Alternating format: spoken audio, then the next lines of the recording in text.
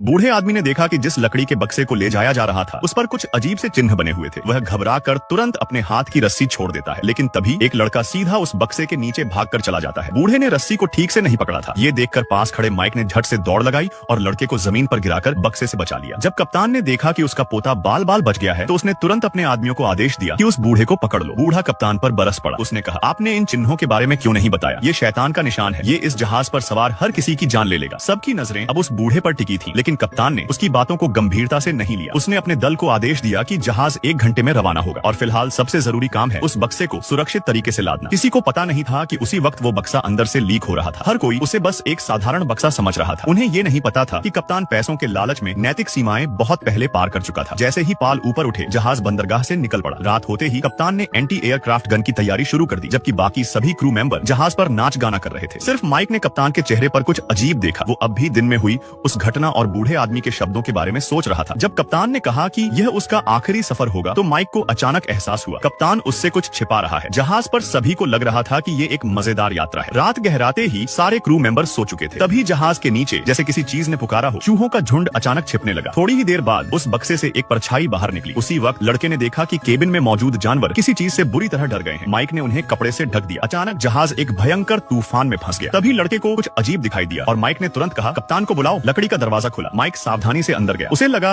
शायद लड़का गलती कर रहा है, पर तभी उसने देखा वो बक्सा जिस पर चिन्ह बने थे एक तरफ झुक चुका था। माइक धीरे धीरे अंदर घुसा। पहले उसे लगा कि बक्से में बस मिट्टी भरी है, लेकिन तभी उसे जमीन पर एक कपड़े का टुकड़ा मिला। उसने पहले ध्यान नहीं दिया, पर अगले ही पल मिट्टी के अंदर से एक जीव अचानक बाहर निकल आया। माइक घबराकर पास गया और देखा वो कोई इंसान नहीं बल्कि एक औरत थी।